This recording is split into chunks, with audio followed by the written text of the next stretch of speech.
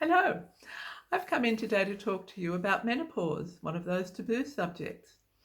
I've been approached by the lovely people at Harmony Women to discuss this with you and to talk about some of the resources that they have on their website, including their mainstream menopause hub, but we'll come back to that.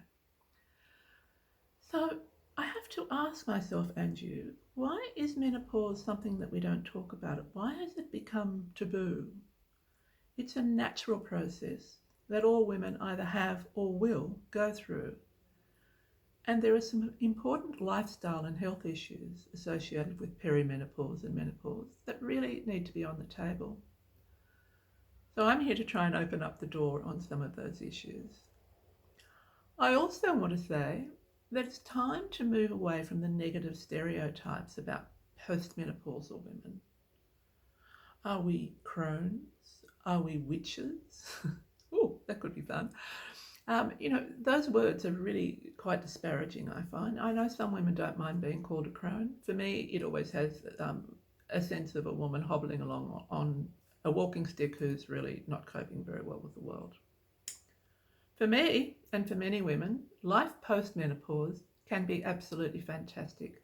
It can be a time when some of your other duties and expectations fall away, and that you can actually follow your own dreams and ambitions, have time for yourself. So that's one of the really positive things.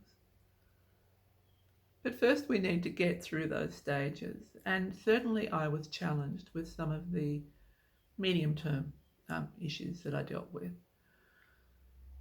The sleepless nights, the night sweats, the hot flushes, and yes, vaginal dryness and a loss of libido. None of those things are fun, and finding the right solution for you is absolutely critical. Whether that be allopathic or naturopathic remedies, do find what works for you. I had some good medical advice, but even so, a couple of things I tried. Some wild jam cream and indeed some bioidentical testosterone didn't really do much for me, but they might for you, and that's really what we're talking about here. But I've passed through that stage now, and the only one of those issues that I still deal with is vaginal dryness. And hey, I've found that a little bit of very good quality lubricant can deal with that, so that's really not an issue for me anymore, or not something that bothers me. But there are two things post-menopause that all women need to be conscious of, not worried by, but conscious of. The first of those is that your bone density can be impacted and lowered, and that's important because if you have a fall, your risk of breaking a bone is much greater. And as women age, falls do seem to be somewhat more likely for some women, and the impact of having to be in traction or indeed have an operation can be quite disastrous. The second thing is your heart health. So my understanding is that as your estrogen levels drop, you are inclined to carry more fat in your blood, and that can impact you in terms of higher cholesterol, and you may also suffer from higher blood pressure.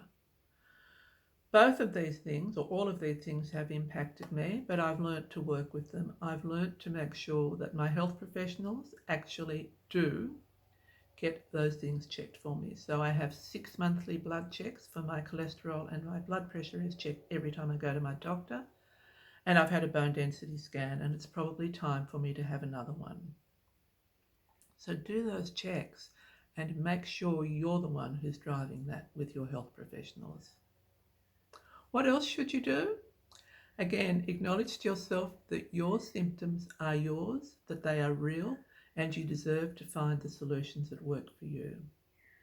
Get some advice, but also join the conversation over at the Mainstream Menopause Hub that you will find in the link that I'm going to pop in my bio.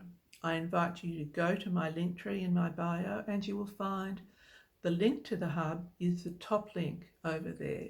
Pop across, join the conversation, and you will also find some professionals there who will help you with questions. Let's have a chat about that. Isn't that what women do so well? And let's kick the taboo of menopause out the door. I hope you enjoy the rest of your day, and I hope you found this useful and helpful. Bye now.